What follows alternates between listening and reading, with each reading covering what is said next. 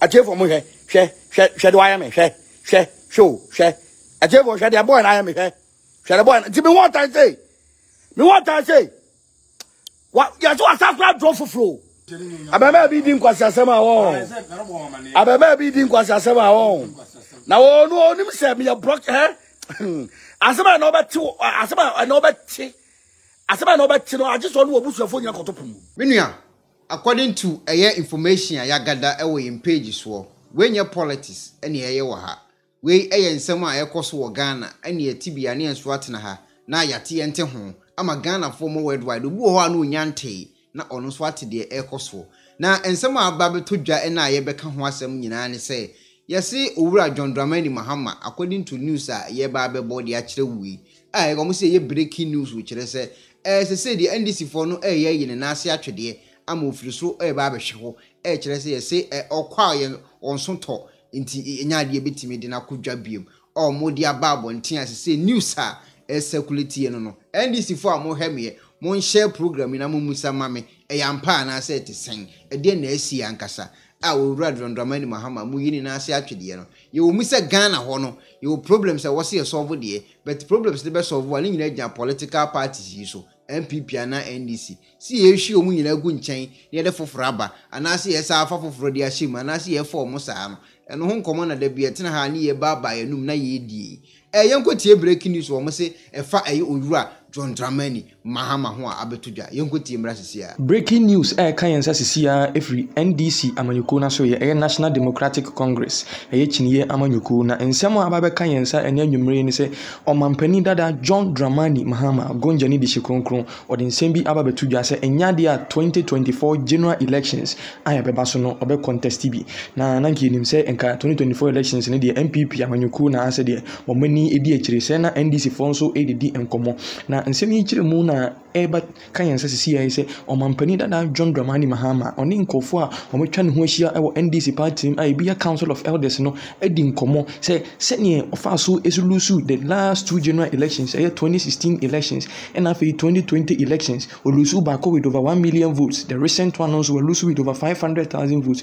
and no and our catchum say Mahama John Dramani Mahama atunonim to akachum say 2024 elections in there eka ononko adia enya dia nkobese akọ contest bi mo na we na ensem no koso achiri mu se asem mu ye oka kire omo no abo omo puse yie paade ayamhyehye ene huhu bi aba party ni ma empanimfo ne kukuda omo party ni mu no ayese ede sam disorganizement be about omontem na we na ayomo ho se DNT and was at this early stage John Dramani Mahama etimdi December betu just say 2024 elections no onyanko if it's 2024 elections no kwano enya nuru hono we na ensem no koso achiri mu se enkofo bi so ewo NDC party ne mu a omo so hu ni se ade ya Mahama eye ni ensem ode aba betu gye eye kroko de John bi keke no ye nemum wa hyeda be kan asase mu se de be ya omo mo pe na asem mo party ne mu nyina betu agina se de bi ono ansa ma be du omo nim kan se de be ya enru emra omo kwakọ for flag bearership position no eba akoye no contest ni aba be declare say ne Mahama ne nko a na onko enkonko di NDC party no nim na we na omoko so a echiri mu say two close associate pa omo ben John Dramani Mahama a confirm say Mahama ya ono ne di NDC amonyoko nim in 2012 elections or when ye 2016 there OWUSU ye and 2020 there OWUSU ye am say ni trim ye ne na kakra o say omo ka kire say John Dramani Mahama enye na adwen say sa processes ya oba ko firm so be resist they are file for policies beto so aba any monkro no banyina no he is not ready to go through all this stress again now we and other supporters in so what can be there be sa de omu ye nyina e yakoko de jomi keke o ma hyeda omu pese omu ya ni hand baton no mo ye ka se we dey no contest ononko anko nonko gina na we no mo so aka se so nim na so ye sa di we na se ko draw no bi be ka se no contester any hade on be ye wo NDC party nim de emfa asempapa kura emma party nim we and ase be ka ya enche ye bia na to aba na Mahama lusu ya odi asemji eko Supreme Court verdict here by 7-0 judgment just say judgment bi ha ni ye pa oba bontin edi nsembi ababetu dwa ka elections isu olusu no by more than 500,000 votes to be busa say inti na John Dramani Mahama or say next general elections eba so 2024 no onyina bi mu ana we asem sebe na emum asem no kure wo mu ne say ono ankasa John Dramani Mahama no na to nanum tuo aka kire close confidence any some members of the Council of Elders in the NDC party no say enyadia 2024 general elections no obesa ababe gine biemu. Sansemi mu ena amanfo ebekaya the next general elections oman yebesa komie 7 December 2024 ena constitution no ema ho kwan se parties yi obia present candidate nyankoto no so aba na say the ama sansemi eboboba nyina ne se sitting president ena na Danko Akufo-Addo otwa sa ne tem wi a na yes constitutional mandate of 8 years no wa complete intina e was MPP for eyi nipa foforo iti we ena ko Kenya isa niema we nyina e wo NDC party ni mu a ama sensem kokoso ama John Domani Mahama ede nsem wi atuja se ono de enya de 2024 no obesa aba begina bi mo na we na nsem bi nso a SAPP free NDC party ni se enkofo bi nso wo party ni mu a omo nso akoti movement bi a ye BMB movement a no omo shortcut a ni fu eyi ne bring back Mahama movement na say omo sa de Mahama say ba bi mu in the year 2024 say de be ya osane professor na opoku agiman so ono so ba be no running meet na omo sa to aso na we na one controversial member of the National Democratic Congress Dala Kofi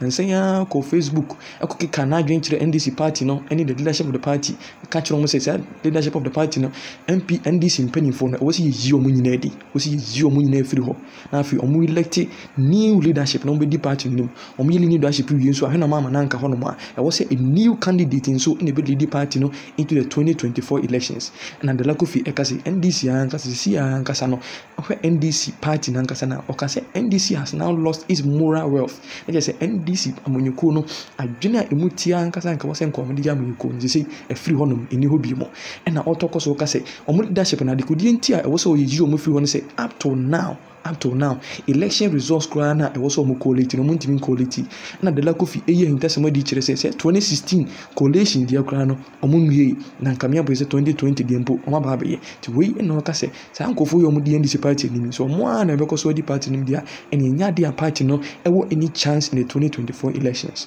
benin sama Dala Kofi so di tuja na sansimbwe ena say potential candidate bi so eyi omu ho di ewo party ni mu e be kai a nipa ba ko a o ma sha ase ka na ho nsem a ama enne omu di na tem etata no speaker of parliament Alban Kingsford Sumana Bamben obi anim say papa di bia say waba bedri he's a favorite and then a clear challenger for John Dramani Mahama afi ni pemi so say Dr. Ekospi Gabra omo so ho Sylvester Mensa eyi ne ho adi kwabna dufuo banka no ono so are ready so ono so be contest Joshua Alabi ono so interested in the presidential slot no so ba be the NDC amanyuko nim and afi so the minority leader in parliament right now Haruna Idrisu omo nyina so so omo tete akira obia aye krado se omo twen se Mahama nsem a wokan oni so se o megina nya esisu pipe omo nyina so be ba na afi omo ba be contest the 2024 general elections we ni putupru nsem a yeti efiri NDC amanyuko no asue abusuafo ene da ho wankasa wate wasum wahu de akosiri nyina obetimi de comment aguo na yakenkan enso edi amawo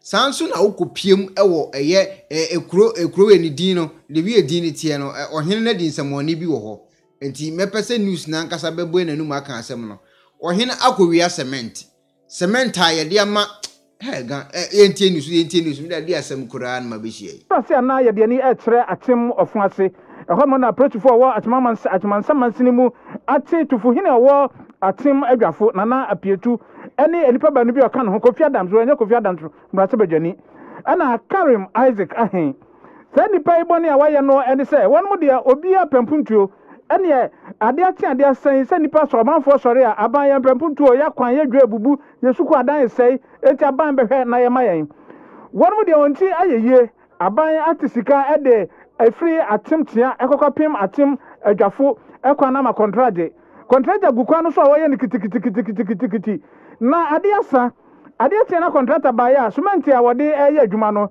emu bag maako apima no 1500 bags ayira wo bisa mu a setufu hina wo atim adwafo na pietu ene Kofi Adams ene Karim Isaac ahen ene wakwa sisa cement no ene approach for adwo mzo twan na sem no mu ene DSP Ransodinsia oya atmansa mansini no proti commander ekire mu ese won mankasa ensa kan sa nipa no watito omano no wankasa edito mu sampa smith no won ba befa enti ogu ahobo so a ente bia no wodo ebekwa kopie mu e waseniem na ebe na otwemienu ene kakra ni contractors ya eye adwuma ewo mantemo ha de edikan eye contractor o ye kwan efiri achemtia ɛkɔ akyem adwafo asa atoa so kɔkɔpem akyem Acquah so na saa contractor yi a wɔyɛ adwuma yi ɛna ne adwumayɛfoɔ no afa akwan bɔne so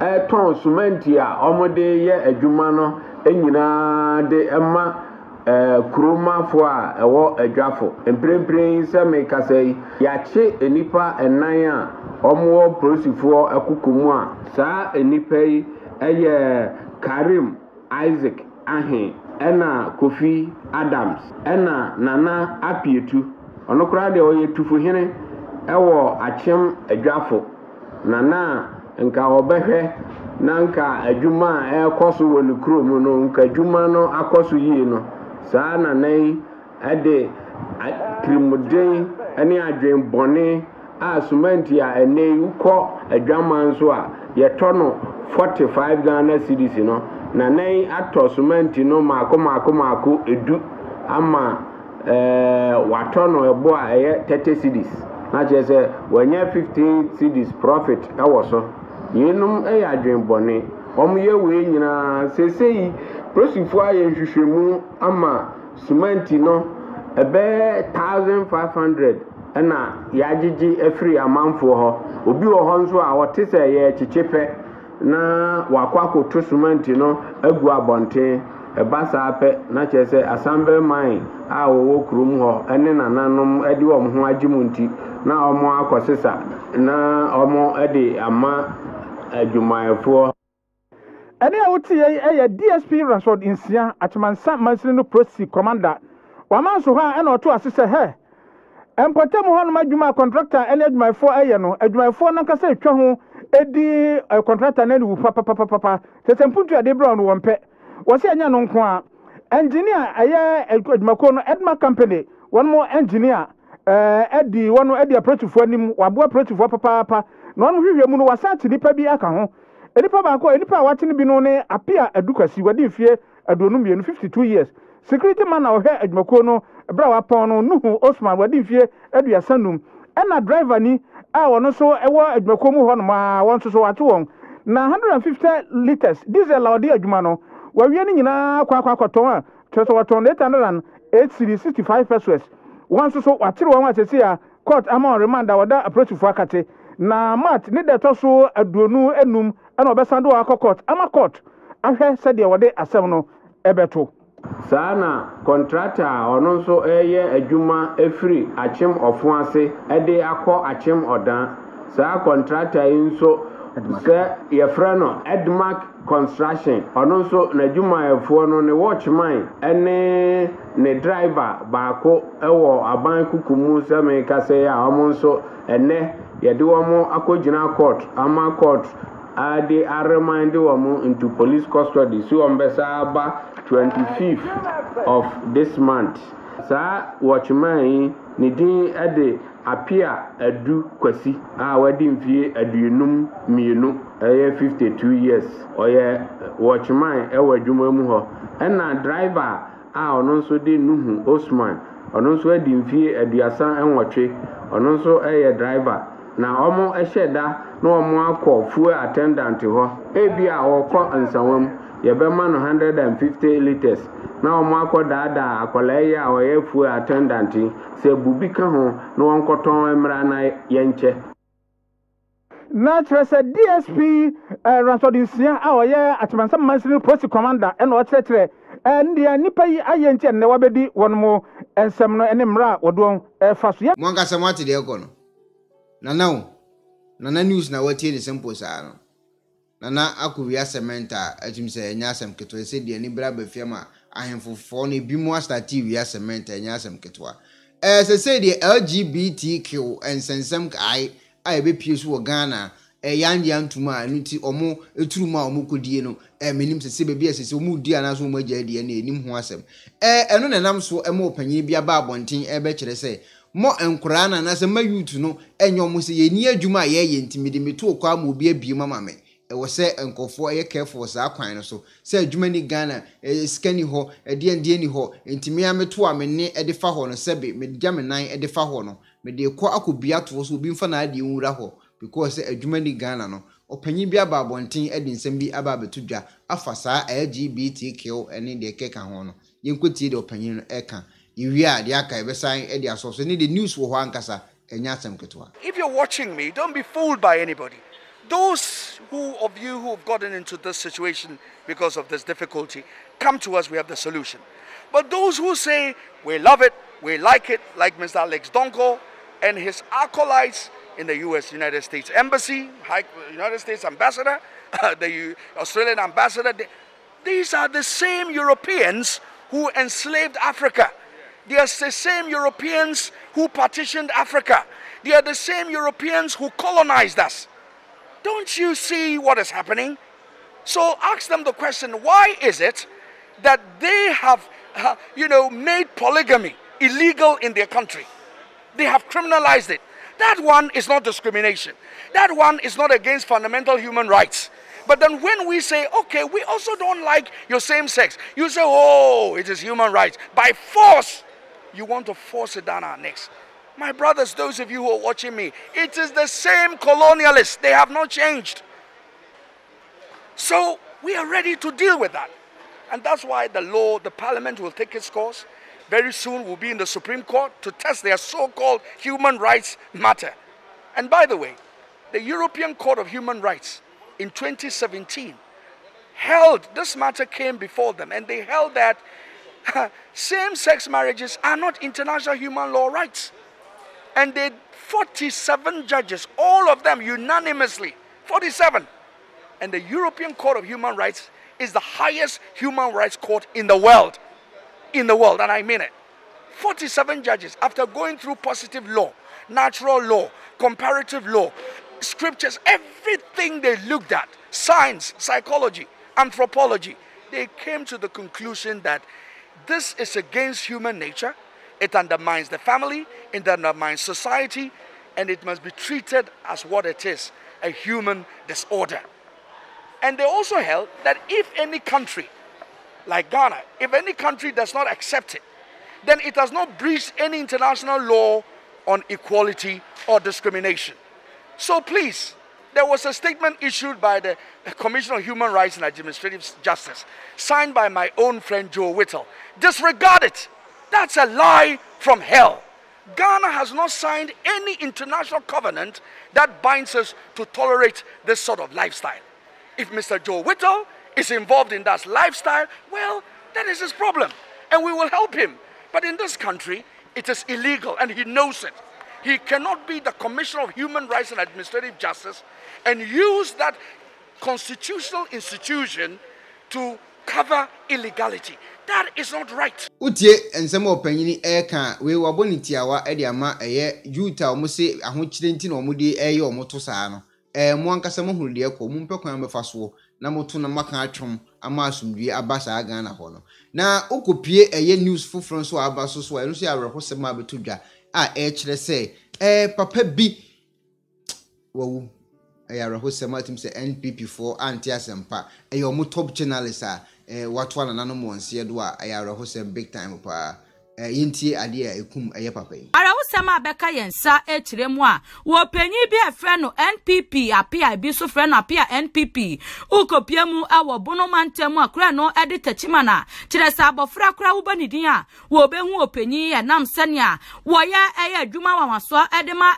party yinti de se dodo na mpanimfo nkwala wo bia enim no na nchemu abeka yensa ekiremu a wo wura NPP APPIAH watwa na nanom ewo Asiedu wo panyi to anananom ewo Asiedu na no memende ya wo brem ne kakra ni yare eka no eto fomu a abusua dom betimi bia ye de no ekwa ya besabia ne ye de no efa ha ne ye de no esene ha ekwa wiase wo de makoma wo agi ne nkwa ede free ni nsem a na waje ne nkwa ede free ni nsem a okopie mu ewo NPP amanyoko ni ma na chesare hosempa na aba wo panyi APPIAH wato anananom wo Asiedu no ya de se wo ye one of top communication officers ede edema eye party yi ewo bonomantamu ne titu ni afi 2020 abato no na chese nyefedi agro radio stations awodo TV stations awodo chese platforms awodo a wo panyinu wo kogina so nyina no na chese NPP dawro na wo boy kowi asia no odoma kuma wu ahwe modembo a owura yi ebodema party anyame adom kunimdi ayo modi ankaja obi kaye ne kakra wo beta frenka emono no wo de na pakan aba be fan wo bra party eni enda wo bra party yi emu panifo bi edika to na nan wo sia do kra no yehu wo maye ho fare ban na yehu wo maye ho hyehyeye no ene se wo wura NPP apia ebi so efre na apia NPP e wo tachiman wo no so akwa list no ho a akwa yare hosem ti adehye eno ene enkra yen saka edu fi tachimana eno e wo bonomantamu meje afide yi eso na ya ma wo wura e ya apia busua nyina ya akọ de ka ne so panyin yankopon emfa ne kransie NPP amanyoko no so de ka ene se wo mo hyeden ne tituru ene Ghana mampanyin na dankwa Akufo-Addo eno achi no so bonomantamu wo mpanifo executives nyina de ka ene se yankopon enenim de ye ena oye ne ma ne ma se ne wo wura no bo adwuma afi 2021 wato na nan won Asiedu no owobua na ya na so no de ye ka ene se wo mo chiche wo ere empanifo chirema mrepam no wo mo de NPP apia na ye won hyehye ebeba abonte adekodi a eno nam so ema wato na nan won Asiedu de abusua no echirema wo mo empese wo mo de honsam ebeba nti ne honsam beba abonte anachese na ye won hyehye nyamemfa ne kra ensie yi se watimi ewu se nyankopon fa ne kra ensie yi ye mabusua nyina ya akọ because asem na asine ya rahosem ye mabusua nyina ya akọ another awrehosem bi nsu sa toas se minim alekunti a sa awrehosem no toaso sa news a Kenya ya awrehosem obi kura ba be kire kwan mo fa so a o makum obi a chese odwene ho a wonti ase Openyi bi a wono so wabo adwuma pa ye kase ye bo adwuma wonsamkyere mu a wo ye panyi wo yo papne wo yo kukudam pa na akire se one of Ghana's top journalists wo wura Abetsam entie nsaka ekire mu a wo panyi sam so ato anananom ewo Asiedu ara wosemi esi nano eye memenda maachi busumi ewomi ne da na etoso aduonu anwumre ewo eye Rich Hospital no ewo nkran wo bra panyi kase ne ho dodo ne kakranti yemfa no kwa sabia se ne doctor fo betimi ahwe no nanso se ne kra na wo kra no na yade se wo ma mepie efie biemu a hospital wa waja abusua mu ama no so akwakoye arehosem yera sam ya wato anananom ewo Asiedu no se nam di kankan wo nyani paketwa wo ye former public affairs manager ede ema eye graphic communications group eye limited enwachi no wo panyin no so board ahudu obi empenifo etete ye na chese New Times Corporation board no so na yade se wo ye member chese ubodi na obeba na no match busumi ya ne da na etoso emienu wo bra na mpenifo eye COVID-19 vaccination exercise no wo ba simpie so wo ba eye international press center obi ene adehye be kasa ene ejoku ahodo na so ne nyina mu no na kame se wo panyin no ene Ghana fo edinkra adwuma wanwaso a wo bebo ye no se na wo kra Acquah no a eda memenda ya na chese kame se nefua eye edu enan so a wo ba abonten na wato anananom ewo Asiedu no so de ka ene sebusua ene adofo nyina encheche omo ewre yera Abetsam nyankopon emfa wo kra ensienti abusua no so ne nkra yensa eka ye enso edifi enkran na abusua wankran mantemu an ye daso ejina na rawosem biema no so efi brono no edidansuman eba echiremu adansuman beach nso adehye ekoda na no memenda esore edakwasi ada nipa na sabi woda eyapuya no akeja watu anananom Asiedu a ye bono sabi ne honam ni nyina awuro akyerese enya asem keto a adehye susu se abofra no ebia wato nsuo mu dada na afei ena kyerese nemu no atimi aba bepia bonte a emu ne de bibia enya ye ewo ho se ne body pass baby atutu de bibi saa ensi na emom ne nipadua no ena de hye binum esusu se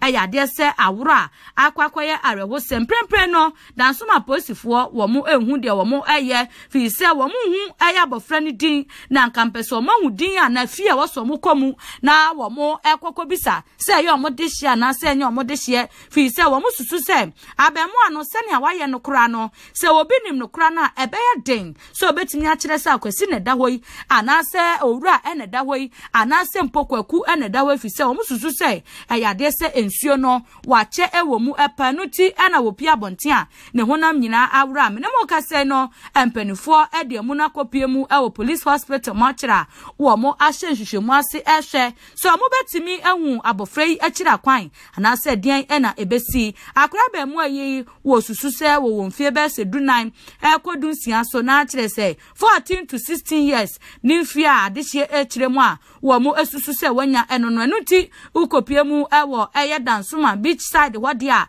wo bi a ene mfoni na wo mu etwitwa se ne be wo mo de bedu akire na enono wo bi ewo ho na ne dehye ayira wo na kira kwanse wanko apam anko Sunday special dia na wo ne se wo dehye ayira wa bre mu akama kama bi ayira wo emfie be se duna kodunsia eso a se ne be beboa na wo mo ehu eya akura akira kwan a dansoma posifo so wo mo akire mu amrepam no wo mo ebe hyase aboda Europa da wuro chenchenso se ne be betimi aboa na akura yetimi ehu na akira kwan tiabusia eno so ene arehosema yensa eka edifi ye dansoman beach eye side anase dansoman epo kese no ano one vision so ni meja fidie asubiem na mama bamu ayi eye yakọ baabi abusua wo bia no nyankopon enetimi bibia ye yesrese wo bekeka niema pa wo be connect niema se ne be abusua yi ebetimi ana empanifo betimi ho abusua ye kira kwan na wo mo enso atimi ho baabi o modehye ye kira kwan wo sabi wo dehye ebe yira ana wo dehye bewu na wo hu sabi na mu de ya na ahometi hu no kra na wawu a ya na recheche kakra ewo manuti yempa aba yesre ene se nyankopon na ebe make connections no se ne ebe ya bemu ayi ye hu ebe hu eye na busuafo yenso ebe di asem yachi se dansoma posifo nhwemu mo ede ahyehye so no edian ene ebe free mu aba ombe hu akolai na chiri anase ye de no ebe fra eye se biedom Acquah kosie ne se ne etie bia no ye de mu nsem ebe ba na busua ware wosem ya hu se na medi kankan ya wosem de bia sipa ene no kopie mu ewatifido atoya mantem ahinkro wa eno so nkrefro ba kire mu a na no memende etwam ya ma chebusumi ewom ni da na etoso aduonu ensubrani bia etoye ewo wa amatese ensuo eyiri aditwifa wa efa baabi no enkiremu ayensa ka chema nya ensuo no nko a ene se japade na emom no wo kraba ko etoa nananom ewo ensia do fi se ade achen eda kwasiada na chese omahu se abrantie bia mu eda hokeja wo mususu se ensuo no atwi no efa baabi ene ode no ebeto eye bia ya wo mu ehu amu no anunti ukopie mu ewo wanso a adane eye information center adane kirese enkaibo ene eye advert ena mpenifo eya wo mususu se betimi aba se nipa no wo ye wade hye anunti wo muso eguso ebon kaye na chese wa posifo ahyenhwehwemu ase ensan ede adesre ato adehye ni mu se wo bia na no memenda wo dehye a wo ye bema wo frifie na wo kra wo se wo frifie a ebesi se me no mo ka se wo hu na kira kwan no eya de se wo kọ wa penifo chiemu omodo wo bekọ eye baabi amu no eda no se ne be ya wo betimi akwa na chese identification se ne betimi aboa na wo wura yinso wo mo atimi ehu na kira kwan abusua kame se na wo twawie ye de ensem de ebi asisipa ensem ni nyina so eya rehosem a one vision yagebre na ya fatu ehun so de awo se ye mamu hu nia ekoso abusua ukopie mu ewo wa ensuo so atwiri ede afọ de hye bia so amoato anananom ewo nsiedo ya besre abata ni titru se ye mofrei ekosuku ansuo yi ase eto ase ento ase wonsutobrem ase ye wo pebrem sani asesi anan sakraye no akwakoye no akwakoye homete kakra enuti ye besre pa se ye man free fia moma omo akade ene ensem a yesusu anase mesusu se betimi aboa sa akra bi wa ensuo to a wo pese wo kofie ntamunti no nam suonim akra bi wa ensuo ayiri eba mpanifo ape baabi agina no ubehu no na wode ne nasisi nsuonim ase wodi agro eno etimi ede asemba empo ye mpanifo yi so tititu ne adobafo ensuo ato a wampake ensuo ayiri bebrebe no ubehu no na wode ka na enam obekwa koduru baabi obehu se sa ensuo ne mu wa no ubehu no na niema aginsemu a yesrese ye me anase yesrese moma yankasa yemmo eye yapomuden ene yenkwa ho eban se ne ebeya saa torrentemi ebi entimi ensi meje afide eso na mama owura yuso yakọ na nyankopon na nkasa connect se ne connect ye ama na mu no yehu ye no nyankopon na nkasa connect abusua no se ne ebeya ara chichire ya no beba mom na mesusu se ya no ebetimi akofom se koba se wo mu ehu ni ato omu abusuani ya mohu awudi se ma yakoso ye krom Ghana akwara ne de na kohye beach ne yakuna mitimi dwene ho am nwam se ale kuro na dane vampires country ana enipa wo mo na ye vampires ana sesen me ye sure se ensori omu kwa mebrebe no na omakofa abayisem wo san sori ho na omu de aba abonte me ye sure pa se ne oma yakoso wo Ghana nyenye kwa ensem hu na nkofo binimu di wo Ghana enye kwa to me enye kwa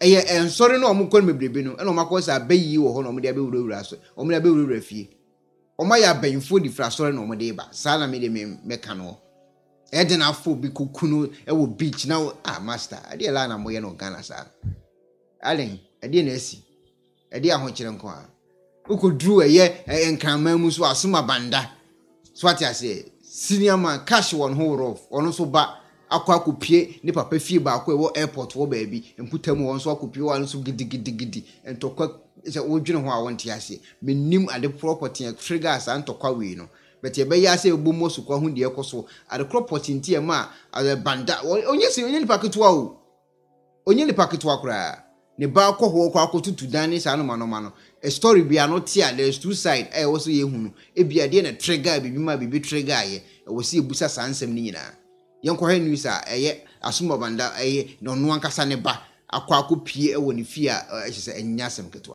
I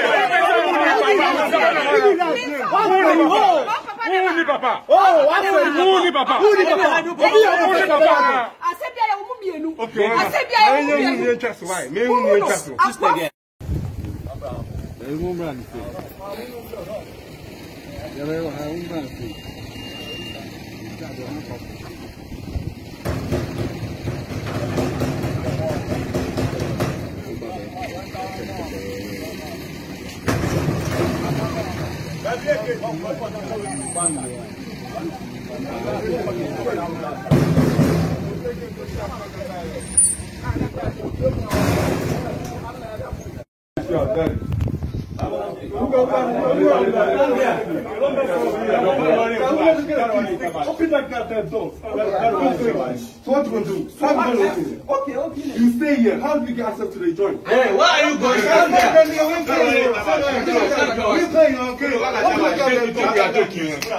Don't fuck around with Sassman, alright? Don't mess with me. Wants to see me. Fuck around with Sassman, man. Open the goddamn door. Let's see our father. We want to see our father. We want to see our father. We are not here. Make me all go hands and carry this big one. Yeah. I'll pull on one. And one time. Make hold on. Yeah. See, relax, come. Make hold on, big one. The big one. This one. Come over. Hello. Yeah, come over. The big one more forward. Idris. Tell him I'm going to put him on air. Utie nsema omo kana na se lady no one side. Ana akora no so e won side but minim ade konti ye abufuo ni ba ya mese matwofo ne di achiru se bodyguard o ene omudi achiru ene o che se nya full details no we a short video bi keke no omudi beto abonten che se nya interview e free omo ankasa no mbu so e die pa na asi no mo my full details no ansa na entiase betimi aye adwuma kire se e fa Ghana ho ana abeto social media no so ye ne social media commentators bibi beto ho a etimi fa ne ate ente ho eno so adwuma ye no na okodu bofo panyini aje Grêêdy nso aso ya ono so kire se bufo bi ahyanemu a abante bi adro na nani anje ho yenkotie de bofo panyini aje Grêêdy nso eka Atiefo mo hwe do aya me show Atiefo hwe de boy na aya me hwe de boy ti me want I say what ya so asafra draw for flow Abema bi din kwasi asema wo. Abema bi din kwasi asema wo. Na wo no onim se me block asema na obeti asema na obeti asema na obeti no ajiso no obusuafo nya kotopum. Meme na draw me no. Ready Yankopon. Wa fa na fofra bra fa ma me so. Ode wa fa na fofra ho. Enfa ma me so. Be swine. Yes abeba bi di persi o se presi ye boa. O France nintina menam nene wabusuani ni sa be ma na rebe hu abrabo pa se wabusuani ni sa be ma na wo rebe hu abrabo ne asema be ka che one no age so ne abusuani nyina am kotopum na wo small boy a wasiso so ba che na small boy a wo wasiso so ba che small boy 24 23 small boy na drawing na abema na draw me na wo akora ketwa Akraketwa wanim se omo akraketwa wanim se sadi Titus akraketwa to ba joda mele kirawo akraketwa o bi ka che boy na boy wadi di matampa o da me ba akraketwa kitikita wasiso o mpa ba bi ntia kwa bere se ma na do wasem ba me so okay wanim se Fanta Cola hwe akraketwa so ba che akraketwa hwe atefo mo hwe do aya me hwe show hwe atefo hwe de boy na aya me hwe Sharaboy, give me one time say. What ya so asafra draw for flow. Presi yabo no abaso. Presi yabo no abaso be won. What I draw me now, what I train. Who your greetings papa? What nim say shoemaker boss. What I mean boss, what nim say notebook. What nim say my first copy book. What I mean boss so train. What nim say my first copy book. Mohammed Faris, boss, please put all your notes for Acquah. Me do obosa shots the man no kwasi ampanyi jibi for aboa me the body aba na chiche man kwasi ajebrok jibi for jebrok mabroko broko ya hobi kwasi ya do baba beti wo jibi sa benkwan da bia benkwan de jibi kwasi jibi for odum kankan se nanu kankan se sibotru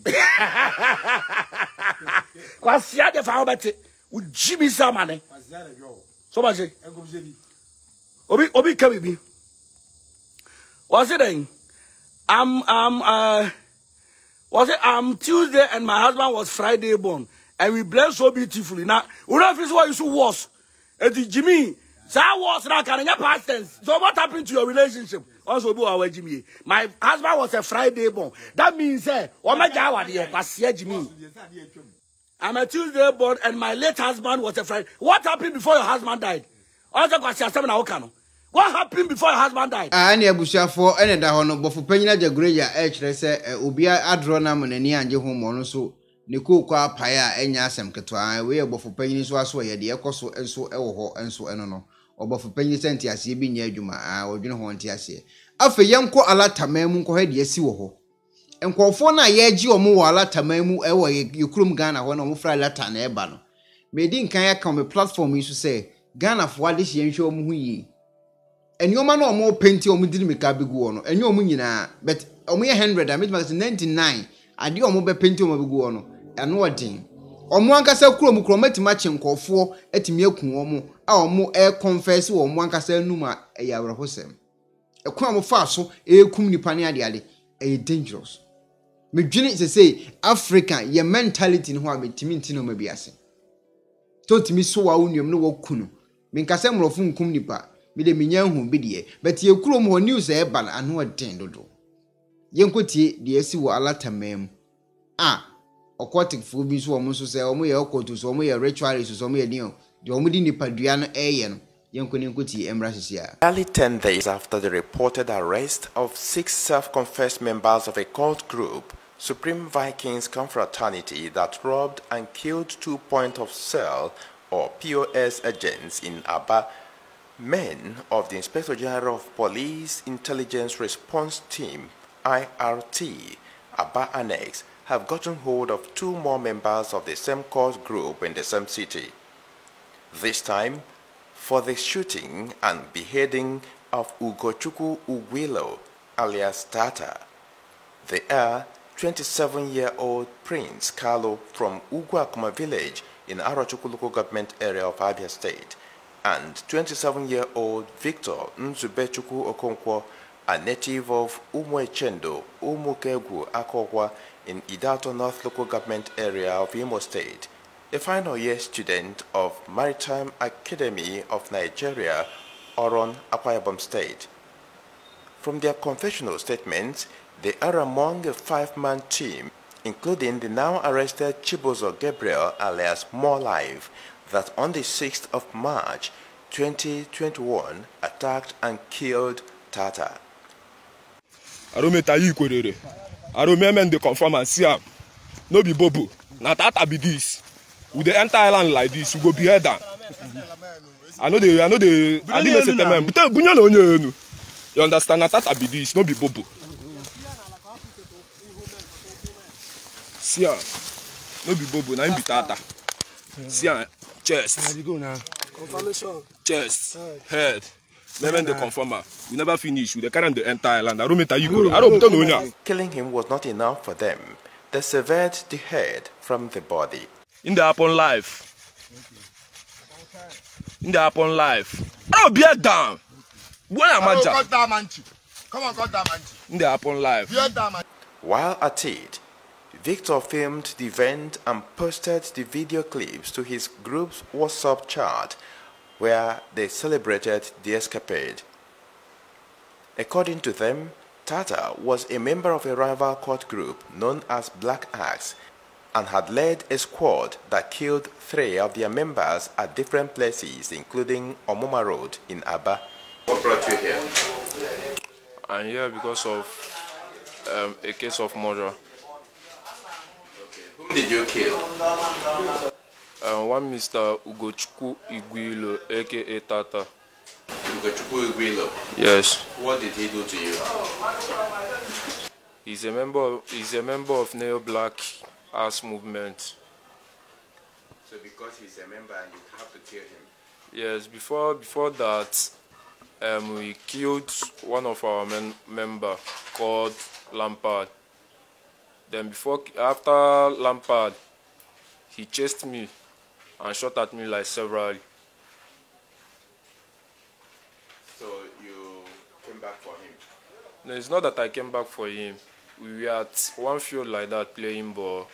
One Mr. Which of the fields? Remindon field. Where is he located? At Oboye. Obohill? Yes, sir. What part of Obohill? Umobe village. So go ahead. Okay, that fateful day, it was Mr. Saggio, that brought him to that field.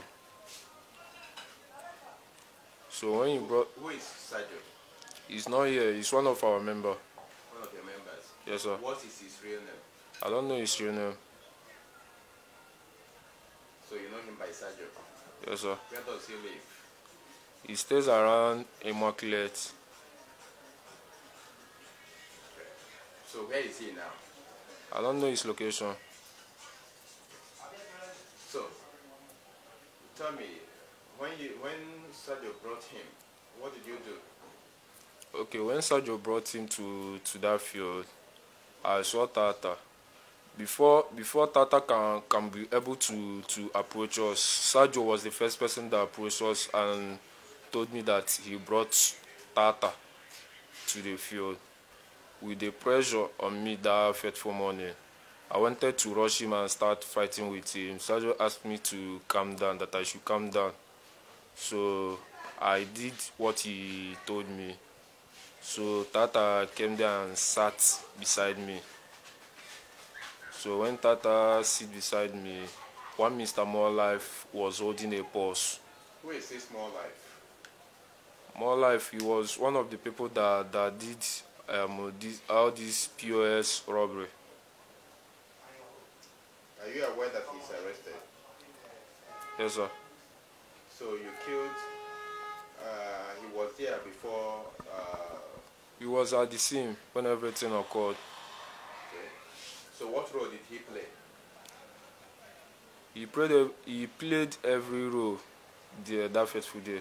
When you say every role, what exactly? He was the one that chased Tata. When Tata jumped from one hill, he was the one that chased him. He was the one that hit him with 2x2. before I myself approached and shot him. You shot him with a gun? Yes. Who owns the gun? It's More Life. More Life was the one that handed over the gun to me. So, how many? Before I ask of how many you are in that group, where do you get your guns? Okay, actually, sir, I don't know where they get their. I don't know where More Life gets his gun. As a cult group, you have guns, right? I myself, I don't have any gun. But as a cult group, you have your Some guns. of them do go buy personal gun. But we learned that there are people who supply you guns. Yes, but Who are they? I don't know. Like some of them, if you ask them, they will tell you that they bought the gun from Abala village. Some will tell you that they went to this boundary between Abia State and Acquah Ibom. What can you tell us about Abalona? What? You know that name, Abalona? Abalona is just a name. It's a name. In fact, it's a name that we gave to this town. A name you gave to this town? Yes. But that name does something for you.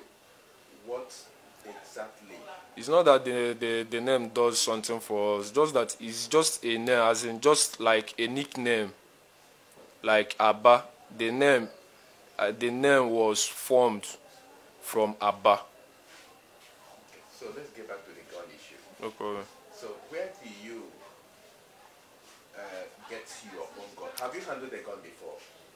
Sir, to be honest with you, I've handled a gun before. So, apart from that one that One Life allegedly gave you, what other guns have you handled? Locally made Okamed. Where do you get them? At times, I do give somebody money to buy the gun for me. Who do you normally give money to buy a gun for you? There's one Mr. We call him 17 Boy. Where does he live and what is his real name? I don't know his real name. You don't really know the real name of Sir, people you do business with. Sir, like now in the street, nobody will ever tell you his real name. Everybody do answer their nickname.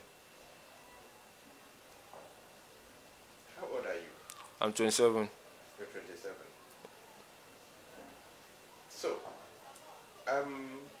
who is the #1 person in this your Viking confraternity? So actually, the former #1 hand over to the present #1. Who is the former #1? We call him Papa Rock. Where does he live? He stays at Obofour. What area? Around that People's Road. People's Road. Okay. Now, who is the current #1? His name is Celestine. Celestine who? I don't know his surname. What is his kind name? So I just know him as Celestine. Okay. So he's the one that supplies you guns? He's not I didn't say that he's the one that supplies us gun. You asked me the present #1, which I just told you now. Now, sometimes you told me that you normally give people money to buy guns for you. Yes.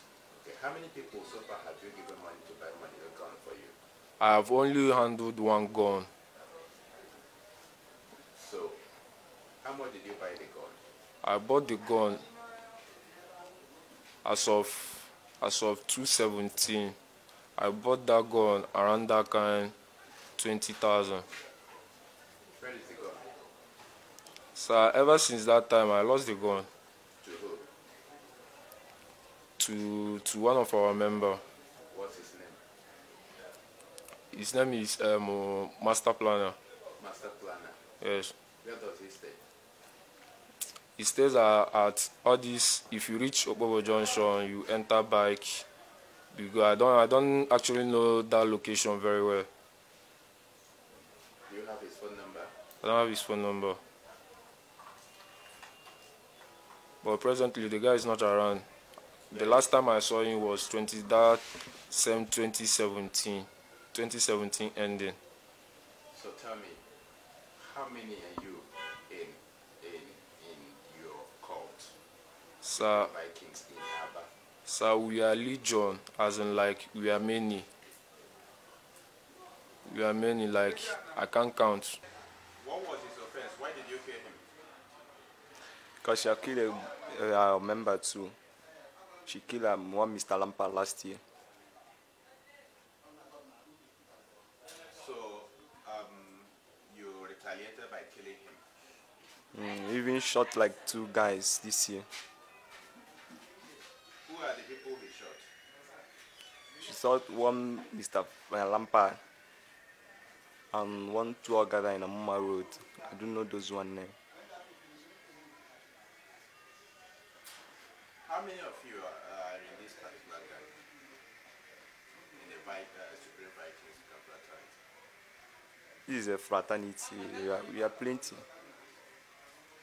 Like how many in number? If you're asked to mention the number, your number in the entire Aba, how many are you? I can't count. We are plenty. As we reach like up to 100, we pass like 100. Okay. So with what did you kill him? I was not around when they killed him. Where were you? I was in the field playing ball. Which are the fields? Field I always do training. Where? At Tremendous field. Now, but being a member of this group, you have your own gun, right? No. Whose gun do you make use of? I'm not the one that shot him. I know, but you have killed somebody before. No. But you have handled a gun before. No, I don't have guns. I'm not a robber. I don't handle guns. So how did you? What do you do for the for your gang? What do you do for Vikings? What is your role? What's your role? Okay, after they are shot Mr. Tata, after cleaning, I later come there to know what is happening. I said, what role do you play for them? What is your position? Okay, they asked me to go and mount intel. Okay, you are the one who mounts intel. After they are done. So you were there when they were doing it, but you were looking out so that people will not come into the place they are doing it. Now, after they are done, they want to push you inside water. That the time that I come to mount intel for them. So did you see Tata while they were in the field? While you were in the field playing football, did you see Tata when they brought you? I saw Tata when they brought Tata, but I don't know Tata officially. While Victor pulled the trigger that felled Tata, Prince served as the gatekeeper at the riverbank where they harvested his body parts before tying the body to a molded block and dumped it into the river to sink. Afterwards, they took the harvested body parts to a native doctor who is now on the run to prepare charms for them. That means you harvested Tata's parts? Not just, no, we didn't, just the hand, the leg, and the prick. The penis? Yes. For what purpose? According to Otiko, he said that they want that he would like us to use it for more juju. So you met a juju man? Actually, that fateful Sunday, I didn't follow them. It was in the evening time they called me out. So I went there with them. They discussed with them. Where? To the herbalist's house. Where?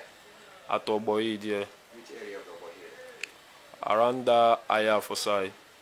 APPIAH for? Yes. What is the name of this juju man? I don't know his name, sir. No, don't tell me you don't know. I don't know his name. If I know his name, I will call the name. Can you describe him? He's fair. He's fair in complexion. He has small boy leg with small tummy, as in big tummy, but not that big. What is his height? He's average. Okay. Continue. Okay, so that Sunday evening they called me. I went there with the shift and discussed with the man. Then the next day, being Monday, around that kind 6 p.m., 7 o'clock, we went there back. Me, Otiko, the present number 1, and the person that handed over to him. So when you went there, what did you discuss with him? So when we went there, the man has already grind the everything. What did he grind? The head and the hand and everything that Otiko brought to him. With what did he grind it? I don't know what he grinded, what he used and grinded. Just when we reached there, the man just brought out a mortar. He poured something at that mortar because it was night. You understand? But what I know is that with the sound, I know is the bones of the head, hand, and other things. So yeah, he asked our number 1 to sit down. So our number 1 sat down, he started pounding, then the man started doing incantation. So